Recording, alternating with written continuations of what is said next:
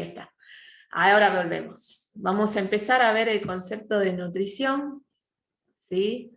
Y, a ver, ahí está. Vamos a ver todo lo que es nutrición, ¿sí?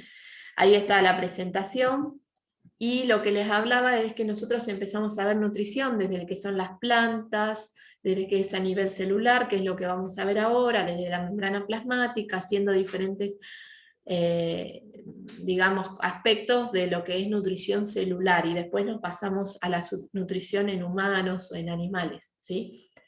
Bien, acá vamos a ver un poquito los contenidos, va a ir pasando solo, pero yo lo voy a ir frenando, ¿sí?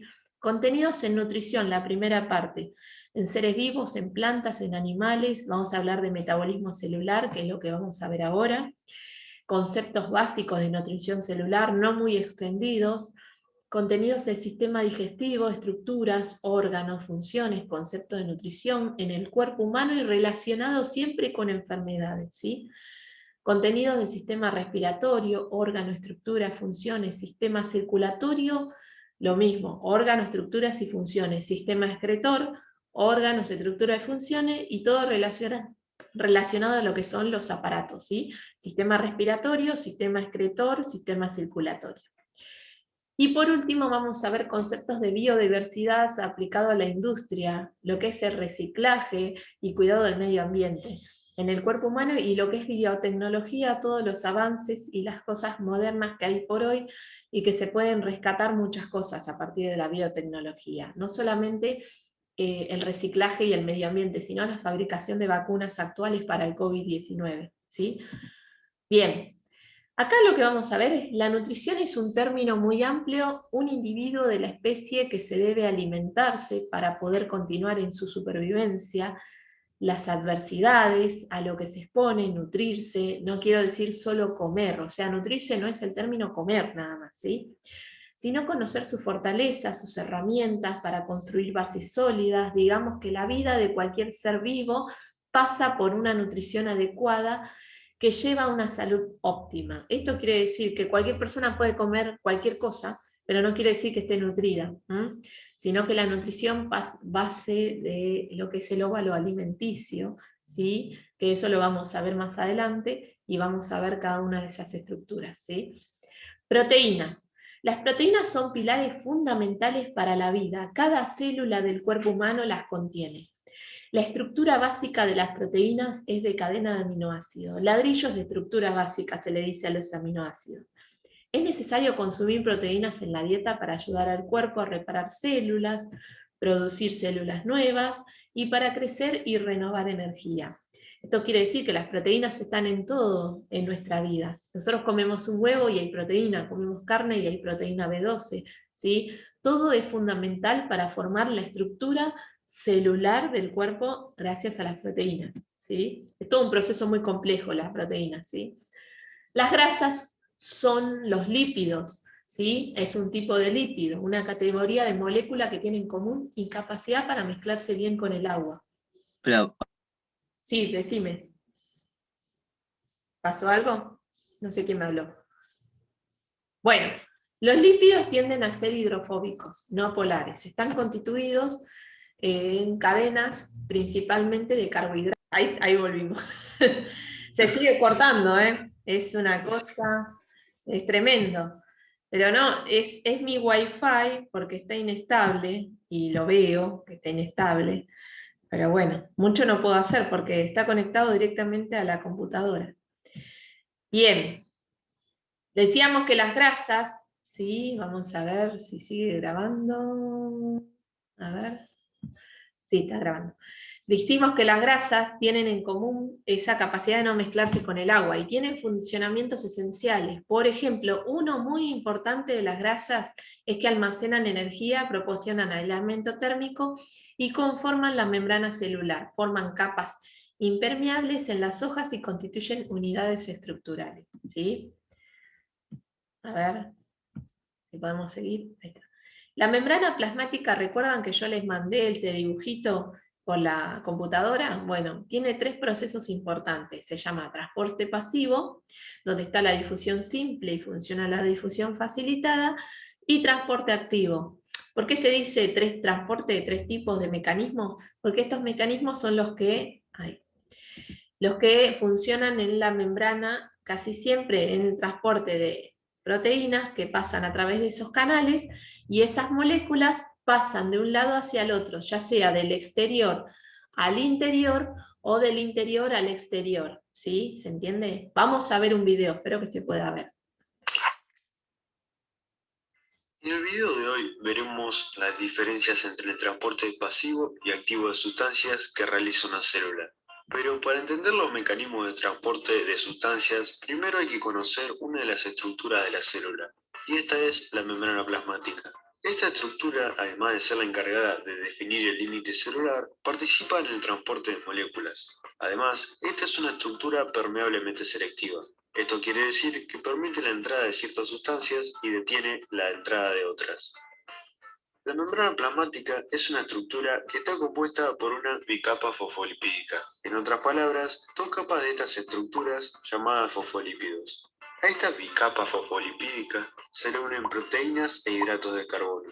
Una vez entendido esto, veamos cómo se realiza el transporte de sustancias hacia el interior y el exterior de la célula. Este transporte de sustancias puede darse de forma activa o pasiva. Se hará de forma activa cuando se necesite que la célula gaste energía para que puedan entrar y salir sustancias de esta. Y llamaremos al transporte pasivo cuando la entrada de sustancias a la célula no requiera que ésta gaste energía. Empezaremos explicando el transporte pasivo. Para entenderlo, tenemos que comprender que, para que las sustancias pasen del exterior de la célula hacia el interior o viceversa, debe existir un gradiente de concentración, o lo que es lo mismo, debe existir una mayor concentración de partículas en un lugar que en el otro. En el transporte pasivo, las partículas se difunden a favor del gradiente de concentración. Esto quiere decir que las sustancias pasan de áreas de mayor concentración hacia áreas de menor concentración, sin que ocurra ningún gasto de energía. Harán esto hasta que estén igualmente distribuidas. Una vez la célula consume esas sustancias que ingresaron, va a haber de nuevo un gradiente de concentración, habiendo menos moléculas dentro de la célula que fuera de esta. Y así repite el proceso. Ahora bien, existen dos formas en las que estas sustancias pasan al interior de la célula, por difusión simple o difusión facilitada. En la difusión simple, moléculas pequeñas como el oxígeno, el carbono y las sales pasan directamente a través de la bicapa fosfolipídica. Cuando la sustancia es agua, el fenómeno se llama ósmosis. Por otro lado, en la difusión facilitada, son transportadas moléculas de mayor tamaño y por esa razón se necesita la ayuda de ciertas proteínas para que las moléculas puedan pasar al interior de la célula. Estas proteínas son las dos siguientes. Proteínas canal. Estas forman especies de canales por donde pasan ciertas sustancias. Proteínas de transporte. Estas cambian su forma para permitir la entrada de ciertas sustancias a la proteína en sí para posteriormente entrar en la célula. Ahora veamos el otro tipo de transporte, el transporte activo. A diferencia del transporte pasivo, el transporte activo requiere un gasto de energía por parte de la célula, porque las sustancias que tienen que atravesar la membrana lo hacen en contra de un gradiente de concentración, es decir, desde donde hay menor concentración de sustancias hacia donde hay una mayor concentración de sustancias. En la membrana plasmática hay proteínas que participan en el transporte activo, a las cuales se las conoce como proteínas bomba. Un ejemplo de estas es la bomba sodio-potasio, que funciona de la siguiente manera. En la bomba sodio-potasio intervienen dos sustancias, los iones de sodio, que se encuentran en el interior de la célula, y los iones de potasio, que se encuentran en el exterior de la misma. El proceso que se realiza es el siguiente. Los tres iones de sodio se unen a la proteína. Luego, la proteína cambia su forma. Acá es cuando la célula utiliza el ATP, o sea, la energía. Con esto hecho, los iones de sodio salen al exterior de la célula y los de potasio ingresan a esta. El transporte en masa es otro tipo de transporte activo, en donde las partículas de gran tamaño son engullidas por la membrana plasmática de la siguiente manera para llevarlas al interior de la célula. Este proceso se lo conoce como endocitosis. Si la sustancia es sólida, se llama fagocitosis, y si es líquida, pinocitosis. Hay un tercer tipo de endocitosis, denominado endocitosis por receptor, en donde las moléculas que ingresan a la célula primero se fijan en la membrana a través de proteínas específicas que la reconocen y luego la membrana se deforma para engullir las sustancias.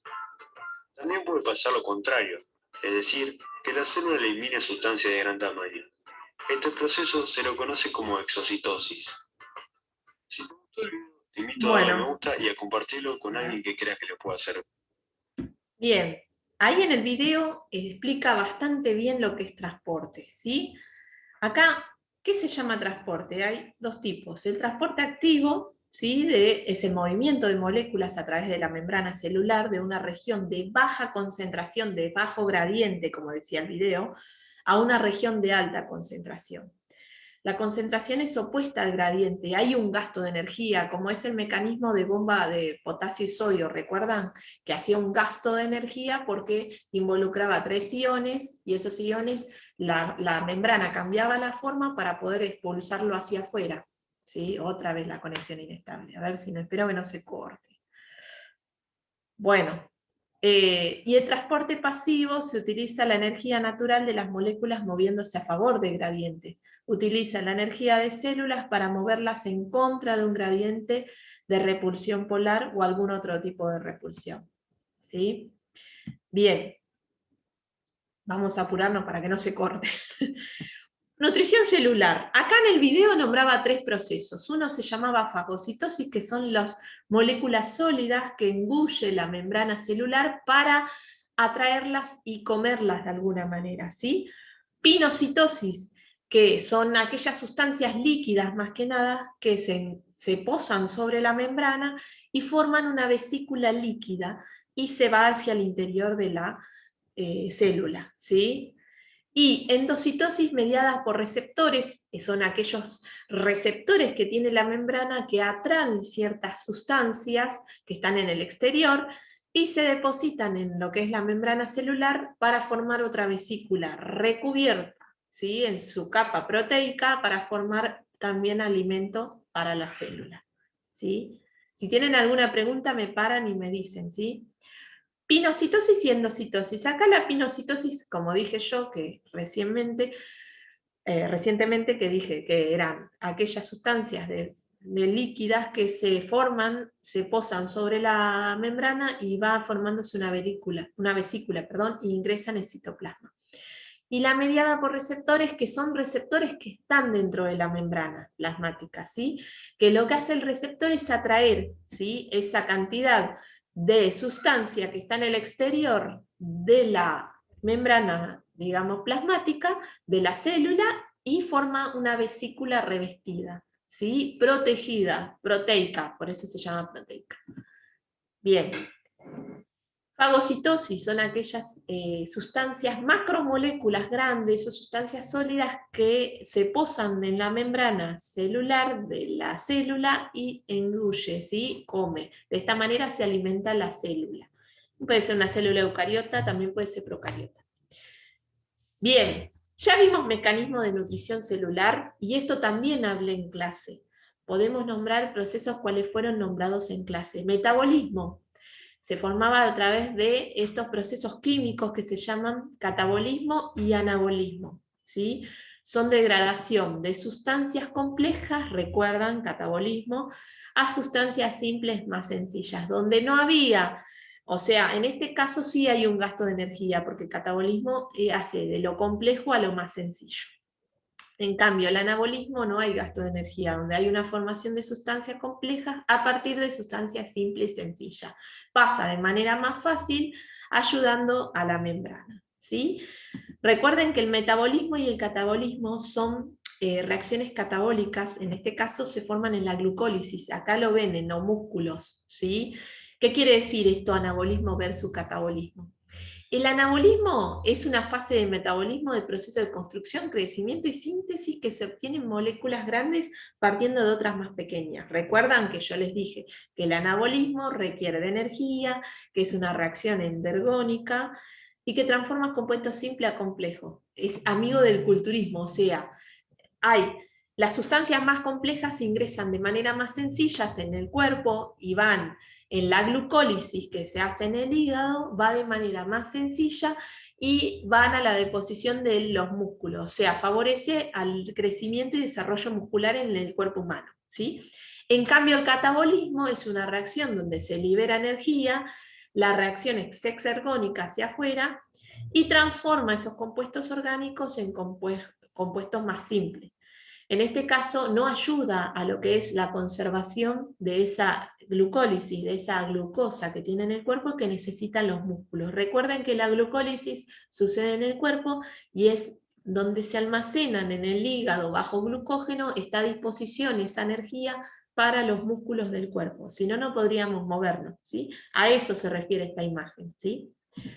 Bien, acá recuerdan que yo les había dicho que estaba el ciclo de Krebs y demás. Bueno, el ciclo de Krebs es muy complejo de explicar, pero es un ciclo que a partir de lo que vendría a ser la obtención de ciertos componentes del medio ambiente en una planta, lo que hace es obtener ciertas sustancias que nos favorecen para, en este caso, la respiración celular. Como ven ahí hay una célula con las mitocondrias y lo que hace es favorecer a ese ATP para el trabajo celular y hacer energía calórica, ¿sí?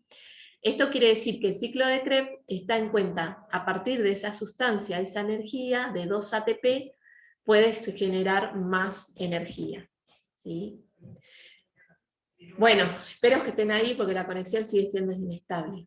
Acá les dejo actividades. ¿Cuáles son las grasas que nos hacen daño? Yo les acabo de poner en el Power los lípidos, fíjense en esa parte, ¿sí? Si no pueden buscar en internet.